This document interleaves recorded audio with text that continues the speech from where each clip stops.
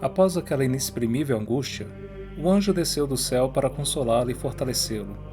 Naquele mesmo instante, ele recuperou sua calma e sua serenidade, e aproximando-se dos seus apóstolos, disse-lhes com sua indulgência habitual: Agora durmam e repousem com tranquilidade.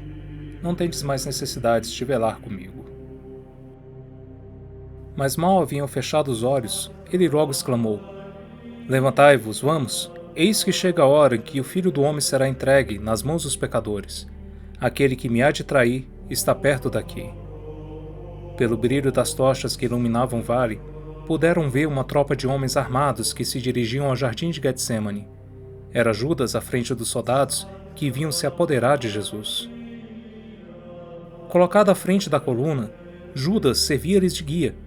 Como os soldados não conheciam Jesus, receberam a ordem de se deterem à porta do jardim, enquanto Judas avançaria sozinho até seu mestre e o designaria a todos por um sinal que não os poderia enganar, pois disse o traidor: Aquele a quem eu beijar é ele. Apoderai-vos dele e levai-o com todo tipo de precauções, pois pode muito bem vos escapar. Ele se aproximou de seu mestre sem nenhum desconforto, como se viesse prestar contas de uma missão. Salve, mestre, disse ele, e ao mesmo tempo deu-lhe o beijo que os judeus costumavam dar aos amigos e parentes. Ao invés de repelir o apóstolo criminoso, Jesus se contentou em dizer-lhe com uma doçura angélica: Judas, com um beijo, trai o Filho do Homem. Os membros do Sinédrio fizeram com que os soldados agarrassem o Cristo e o prendessem. O divino mestre estendeu as mãos para os seus carrascos, que lhe ataram como se fosse um malfeitor. Em meio à confusão e à ameaça de também serem presos, sem nada poderem fazer, os discípulos foram dispersos. Como havia anunciado, Jesus permaneceu só em meio aos seus inimigos. Naquela mesma madrugada, Cristo seria levado até Anás para ser interrogado, onde seria esbofeteado cruelmente por um dos guardas. De lá levaram Cristo ao sumo sacerdote Caifás, que após um julgamento iníquo e vergonhoso, mandou que o levassem ao pretório de Pilatos. Nesse interim, Pedro negaria 3 vezes.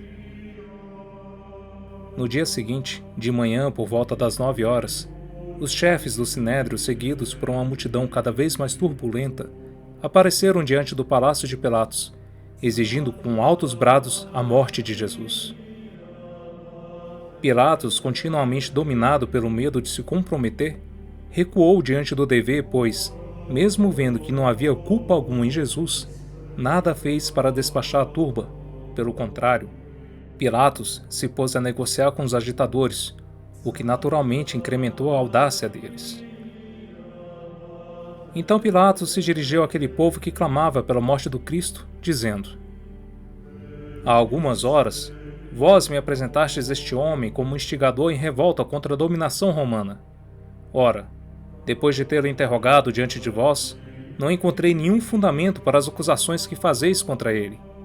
Eu vos enviei a Herodes, e vedes que o tetrarca tampouco o julgou digno de morte. Ele ia continuar a falar, mas os amotinados, pressentindo uma sentença de absolvição, interromperam-no com gritos raivosos e sinais de furor diabólico. Pilatos ficou de tal maneira assustado que, depois de demonstrar a perfeita inocência de Jesus, concluiu sua locução de uma maneira singular e inteiramente inesperada, declarando: Uma vez que este homem não merece de maneira alguma a pena capital, mandarei flagelá-lo e depois o soltarei. Essa covarde concessão fez surgir violentos protestos. Se Jesus era inocente, por que flagelá-lo? Se era o culpado, por que poupá-lo? De todos os cantos da praça se elevaram clamores selvagens, dizendo: A morte, queremos que ele morra. E assim gritava aquele povo. À vista daquela ordem ensandecida, Pilatos talvez chegasse a ceder, quando um incidente misterioso devolveu-lhe um pouco da razão. Um mensageiro enviado por sua mulher entregou-lhe uma carta. Prócula, sua esposa, lhe dizia: Não te envolvas neste caso e não te tornes responsável pela morte deste justo. Na última noite, fui horrivelmente atormentada em sonhos por causa dele. Pilatos não acreditava, mas como todos os pagãos, era supersticioso.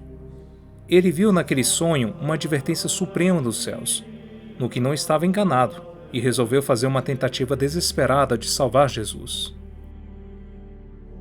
Havia entre os judeus o costume antiquíssimo de libertar um prisioneiro por ocasião das festividades pascais. A alegria do infeliz a quem a liberdade era devolvida recordava-lhes a alegria dos seus pais ao saírem do cativeiro do Egito. Depois de se tornarem senhores da Judéia, os romanos não julgavam dever abolir aquele costume, e todos os anos o governador soltava um prisioneiro escolhido pelos judeus. Pilatos resolveu se aproveitar daquela circunstância para libertar o Cristo. Havia então na prisão em Jerusalém um famoso malfeitor chamado Barrabás, cujo nome sozinho inspirava horror. Sendo chefe de um bando de ladrões, ele havia sido preso em meio a uma rebelião e condenado ao suplício da cruz. Pilatos decidiu oferecer ao povo a escolha entre Jesus e Barrabás. 5 dias antes, aquele povo carregava Jesus em triunfo. Por acaso, é possível que esse mesmo povo hoje iria preferir Barrabás? Elevando, pois, a voz de maneira a ser ouvido pela multidão, ele recordou que naquele dia tinha o hábito de libertar um criminoso. Depois, sem dar-lhes tempo de discutirem entre si, fez esta pergunta aos assistentes: Qual dos dois quereis que eu liberte? O salteador Barrabás ou Jesus, vosso rei? Diante do nome Barrabás, houve em meio à imensa multidão um momento de estupor e de hesitação. Mas os chefes do Sinédrio, compreendendo a possibilidade do povo escolher Jesus, se misturaram entre os grupos, atiçaram novamente as pessoas e persuadiram aquela massa enlouquecida a pedir Barrabás. Assim, quando depois de alguns instantes Pilatos repetiu sua pergunta, um brado feroz que dominou todo o fórum ressoou aos seus ouvidos: Barrabás! Queremos Barrabás! Dai-nos Barrabás! Indignado com o cinismo daqueles, Pilatos protestou: Que quereis então que eu faça Jesus, rei dos judeus? E o povo respondeu em uníssono: Crucifique-o, crucifique-o. A despeito do horrível clamor, Pilatos insistiu mais uma vez: Que mal fez ele? Mas a multidão não o escutou, e com mais força vociferava: Crucifique-o, crucifique-o, crucifique-o. Pilatos fora novamente derrotado. Ao invés de proferir uma decisão em nome da justiça, ele tinha medo de contrariar as paixões de um povo em delírio. Pilatos retornou à sua primeira ideia. Já que o povo queria sangue, ele daria, mas numa determinada dose limitada. Ele mandaria então flagelarem Jesus, para dar aos judeus alguma satisfação. Depois o colocaria em liberdade, pois não via nenhum motivo ou razão para crucificar aquele inocente.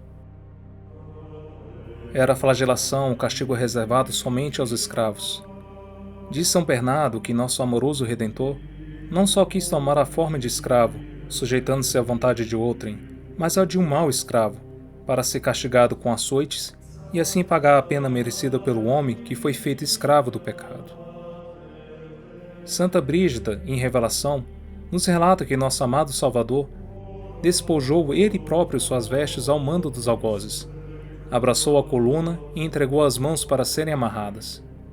Ó céus, já se dá início ao cruel tormento. Ó anjos do céu, vinde assistir a este doloroso espetáculo, e se não podeis livrar o vosso rei desse bárbaro ultraje que os homens lhe fazem, vinde ao menos chorar de compaixão. E tu, minha alma, imagina-te presente a esta horrenda carnificina de teu amado Redentor. Contempla como teu aflito Jesus está com a cabeça baixa, olhando para a terra, esperando por esse horrendo tormento. Os romanos infligiam esse suplício com uma tamanha crueldade que, com grande frequência, as vítimas morriam sob os golpes. Ademais, naquela circunstância, como o objetivo era despertar a compaixão do povo, os carrascos receberam a ordem de não poupar a vítima. Aqueles homens, como que tomados por uma fúria infernal, semelhantes a cães raivosos e sedentos de sangue, arremetem com crueldade o açoite no Cordeiro de Deus, dezenas e dezenas de vezes. O sangue divino corre e se espalha por toda parte. Os açoites com pedaços de carne pingam sangue. As mãos dos carrascos estão manchadas do precioso líquido. A coluna e a terra são regadas por aquele sangue tão cruelmente arrancado da vítima. As carnes voavam aos pedaços. Todo o corpo maltratado não era mais que uma grande chaga. Os açoites rasgavam os ombros, as pernas, as costas, braços, cabeça e até o seu venerável rosto. Chagas se acrescentavam a chagas, e golpes se acrescentavam a golpes. Cumpria-se então a voz do profeta, e sobre a dor de minhas chagas acrescentaram novas chagas. Mas aqueles cães furiosos não cessavam de ajuntar novos golpes sobre aquele corpo já todo dilacerado. E a violência foi tamanha que sobre aquele corpo moído e todo dilacerado se cumpria outra profecia. Ele foi despedaçado por causa dos nossos crimes. Os carrascos só cessaram de golpeá-lo quando os açoites caíram de suas mãos. Então, tendo desatado o Salvador, arrastaram-no, quase sem vida, ao pátio do pretório, onde a corte dos soldados romanos se encontrava reunida. Nós vos oferecemos, ó Senhor Jesus, esta segunda dezena em honra da vossa dolorosa e sangrenta flagelação, e vos pedimos, por este mistério e pela intercessão de vossa Mãe Santíssima, uma perfeita mortificação de nossos sentidos e a conformação de nossos corações ao amor de vosso sagrado coração. Pater noster qui es in celis, sanctificetur nomen tuum, adveniat regnum tuum, fiat voluntas tua sicut in cielo et in terra. Pane nostrum quotidianum da nobis hodie, et dimitte nobis debitas nostra, sicut et nos dimittimus debitoribus nostris. Et ne nos inducas in tentationem, sed libera-nos a malo. Amém. Ave Maria, gratia plena Dominus tecum, benedicta tu in mulieribus, et benedictus fructus ventris tui, Iesus. Sancta Maria Mater Dei, ora pro nobis peccatoribus, nunc et hora mortis nostrae. Amém. Ave Maria, gratia plena Dominus tecum, benedicta tu in mulieribus, et benedictus fructus ventris tui, Iesus. Sancta Maria Mater Dei, ora pro nobis peccatoribus, nunc et hora mortis nostrae. Amém. Ave Maria, gratia plena Dominus tecum, benedicta tu in mulieribus, et benedictus fructus ventris tui, Iesus. Sancta Maria Mater Dei, ora pro nobis peccatoribus, nunc et hora mortis nostrae. Amém. Ave Maria, gratia plena Dominus tecum, benedicta tu in mulieribus, et benedictus fructus ventris tui, Iesus. Sancta Maria Mater Dei, ora pro nobis peccatoribus, nunc et hora mortis nostrae. Amém. Ave Maria, gratia plena Dominus tecum, benedicta tu in mulieribus, et benedictus fructus ventris tui, Iesus. Sancta Maria Mater Dei, ora pro nobis peccatoribus, nunc et hora mortis nostrae. Amém. Ave Maria, gratia plena Dominus tecum, benedicta tu in mulieribus, et benedictus fructus ventris tui, Iesus. Sancta Maria Mater Dei, ora pro nobis peccatoribus, nunc et hora mortis nostrae. Amém. Ave Maria, gratia plena Dominus tecum, benedicta tu in mulieribus, et benedictus fructus ventris tui, Iesus. Sancta Maria Mater Dei, ora pro nobis peccatoribus, nunc et hora mortis nostrae. Amém. Ave Maria, gratia plena Dominus tecum, benedicta tu in mulieribus, et benedictus fructus ventris tui, Iesus.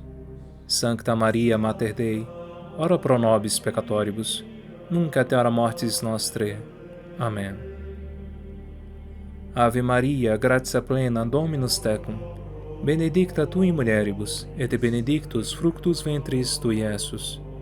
Sancta Maria Mater Dei, ora pro nobis peccatoribus, nunc et hora mortis nostrae.